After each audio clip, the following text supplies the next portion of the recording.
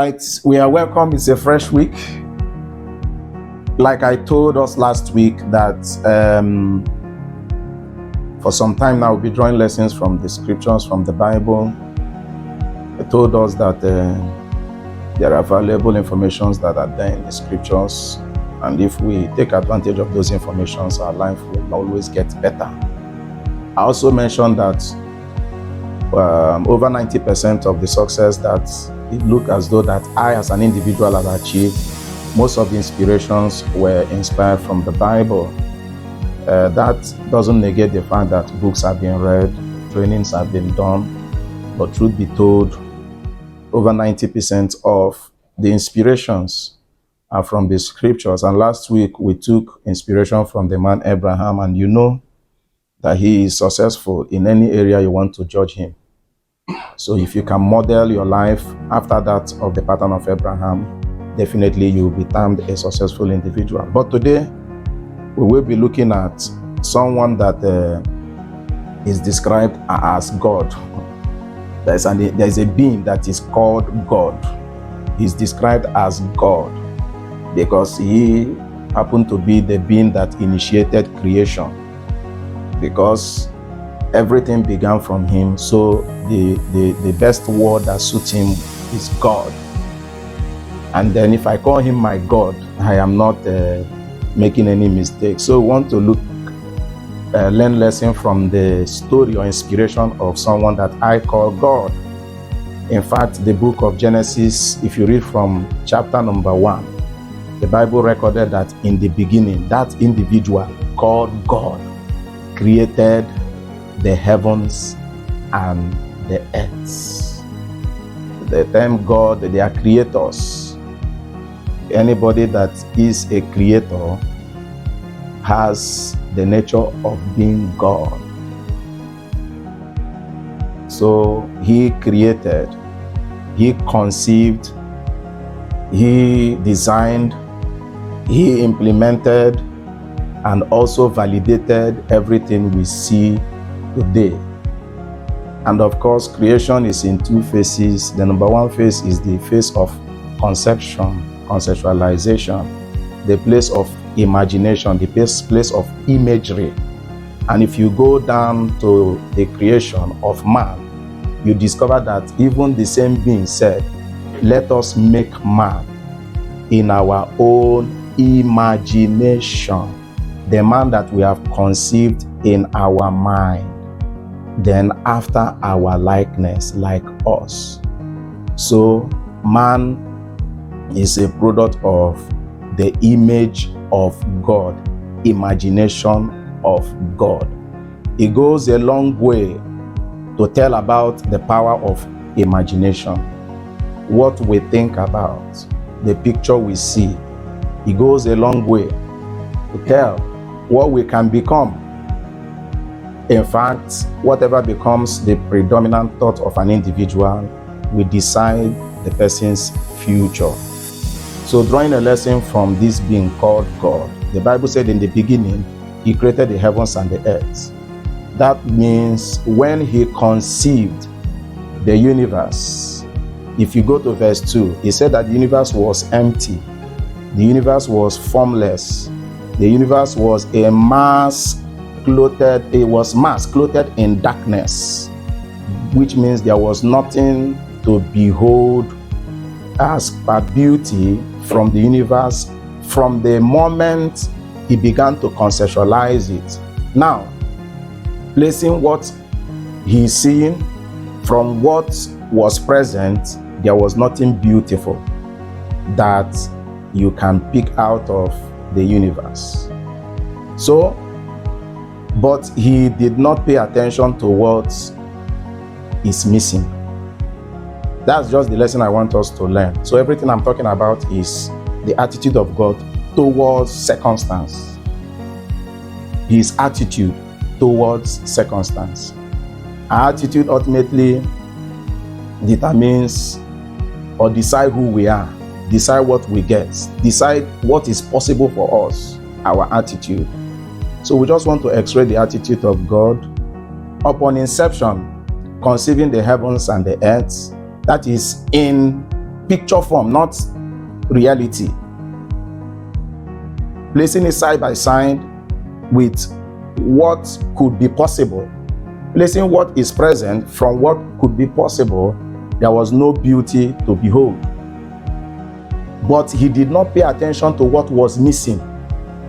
So I just want to encourage us so that we begin to develop the attitude of paying less attention to what we don't have or what is missing in our life, to what we need. There is a sharp contrast between what you need and what you lack. It may not sound meaningful to you now, but it's very profound. The reason because people that pay attention to what they don't have, they are people that tend to have scarcity mentality. People that their mentality definitely is going to limit them. Because if every now and again you pay attention to what you don't have, you are determined to remain where you are. Because as he thinketh in his heart, so is he. That is not how he's going to be. Now, what did God do? God expected light. He expected several things. So he saw a preferred future that can be possible. And then he began to speak them, began to make confession. You can say that they are positive confession, because there is this picture of a preferred future that God saw. The record was that the earth was without form and void. Darkness was upon the face of the deep. The Spirit of God that was brooding over the face of the earth was not brooding over what was missing, but was brooding over what could be possible. And out of the abundance of the hearts, the mouth spake. Because God thought so much about light, the next thing that came out from him is that light be. And if you go down the scripture, is the same principle through which everything was brought into being. And if this entity, if this being that is called God made use of this technology to bring the beautiful things that we can see today, an individual can also model his own life after the pattern of God. Whereby, as I look at myself today, I know there are several things that I don't have. There are several things that I lack, but I don't pay attention to them. Many a times, people are fond of trying to go and work on their weakness instead of paying attention on their strengths. You discover that you are not a left-handed person, but you discover that Mr. A is doing well with left hand, but you are very good at right hand. Because of maybe inferiority complex or what have you, you neglect the right hand that you are very good at. You begin to learn how to use the left hand. You are just reminding yourself of your weakness. We should have the mentality, discover the areas that we are good at. What can I do very well? What am I an expert on? You know, some years ago, I told a friend that discovery of purpose is the end of strife and envy. That if you know why you are created, the moment you know what you are cut out for, you will no longer strive with any individual. The reason is because the moment it comes to your own area, it will appear as though no other person exists. So learning from the attitude of God is that we should not be paying attention to what we don't have. There is no individual that is present here that is not having one issue or the other. We all have issues. We all have challenges. As long as you are living, as long as you are breathing. One of the wisest men that lived, the man called Job, said that every human being that is born of a woman is of few days, but they are filled with trouble. Which means the moment you find yourself here, you are here to face challenge. So there is no individual that is immune to challenge. But the difference maker is our attitude when those things confront us. Like this week, we'll be confronted with several challenges, but we are not expected to pay attention to the negative, but what could be possible. I have a friend that I admire. That individual, one of the reasons I admire that individual is that in spite of some challenges that the individual has, you will always find that individual being cheerful. But when you go into some private conversation, you want to feel sorry for that individual. I also had a young friend that struggled with cancer for over 7 years. In fact, if he didn't open his mouth to tell you that he was a survivor of cancer, you will not know. One of the most cheerful people I ever met. One of the most intelligent chap I ever met. Even few days till the day that young man died, he was still cheerful. A time came that the circumstance crippled that individual. He could not rise from his bed, but he was still a cheerful individual. Could not move, could not ease by himself, could not rise up by himself, could not do anything by himself. But that individual died happy. That became a serious challenge to me. Somebody has been reduced to one place. Every other life and vision was just like forgotten. But he remained cheerful. In fact, I remember a few nights till the day he passed on, we were chatting. He said, you need rest. But I was asking, who should be encouraging who? Who should be the one encouraging who? Who should be the one encouraging who? He said, by this time, I believe that you are stressed up. You need rest. There was never a time I found that individual asking God, why me? Why am I in this condition? Which sin did I commit? What did I do to be here? In fact, the person told me that I loved to be in your house warming. Then he could not come. He says, so time I would like, positive, being positive. That was an attitude. In fact, attitude is a choice. The attitude you carry is a choice. It's not something that is tied to circumstance. It is something we choose. You make your decision. If you want to be happy, it's your decision. If you want to be sad, it's your decision. Remember, it's not what happens to us that makes us or breaks us. It's what we do with the things that happens to us. I told you about somebody. The young guy eventually died, but he died a winner. Sickness did not break him. Circumstance did not break him. He was strong till the last day. All of us will die one day. So if all of us will die one day, but how you will die is what matters. Some might be dying regretting. Why did I not achieve this? Why did I not make this? Attitude is a choice. But before you choose, you should know that who you become is the product of your attitude.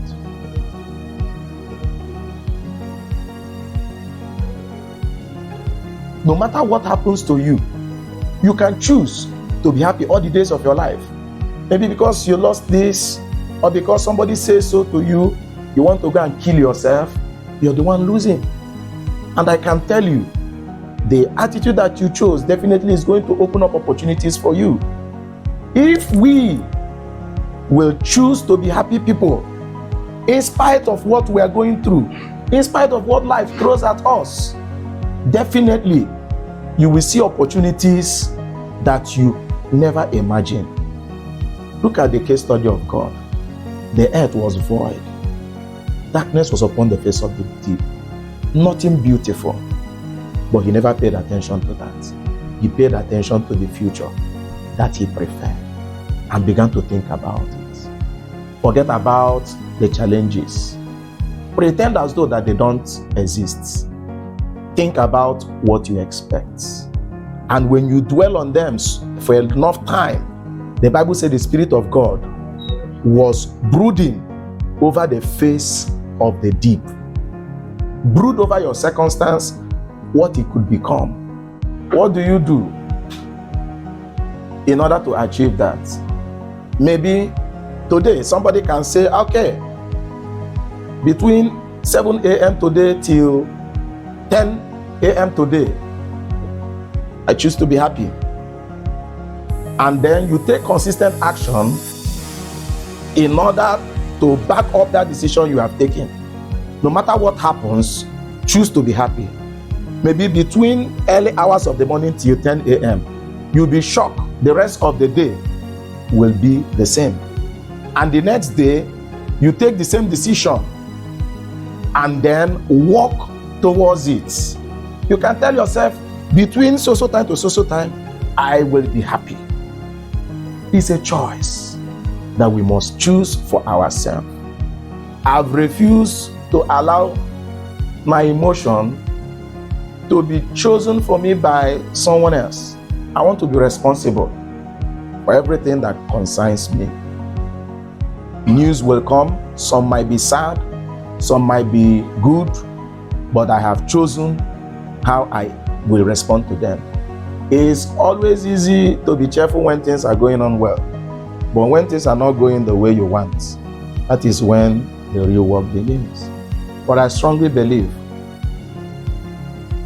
that attitude is a decision, and it is a personal decision. If you decide today to keep a positive attitude, nobody will take that away from you. That's the information I have for us today. And I believe if we apply it with our work this week, no matter the pressure at work, just maintain cheerfulness. Lest I forget, something happened, I think last week. I had conversation with few people, and then there was a kind of speculative opportunity, and then I asked some people should suggest people that should have that. A name was mentioned, but I was against that name. The reason was because of attitude. The person doesn't have a positive attitude. The person doesn't have a good attitude. That is how you will know that attitude will determine what will be possible for you, what you can get in life. In case you don't know, God is watching, and we are watching. Life is watching. There are people that their attitude is, some of them are cancerous, some are repulsive, some are, I just don't have the right adjective, but I want to advise us. You might think that we are joking. There is no joke in life. Oh. Everything you are doing matters. Be intentional in all you do. In everything you are doing, be intentional. No jokes. Be intentional, because everything you are doing in life counts. Everything, it may not count today, but it will count in the future. And there is no way you can turn back the hand of time. Lastly, I once had friends, and the period we were jiving together. Some were of the attitude that they borrow money from people, they don't pay back. You know, then everybody was at ground zero. But we knew that this money you want to take from this person, are you sure you are going to pay? Say, no, now make I just collect the money. We knew that this person, this is your attitude. But today, look at where we are. We have known you. Even tomorrow, you have serious business engagement and you want to take loan from us. We know that you have the attitude of not paying back. Attitude will go a long way to determine what you get, what is possible for you. You might think that these people around you are not going to become something tomorrow. Beware. Tomorrow is too far. Have the best of attitude that you can have. I beg all of you. I beg all of you. The best. So that in the future, the help you're supposed to get from your colleague, you don't miss it. that's all I would have for us today. Let's just bow down our heads as we just think about this.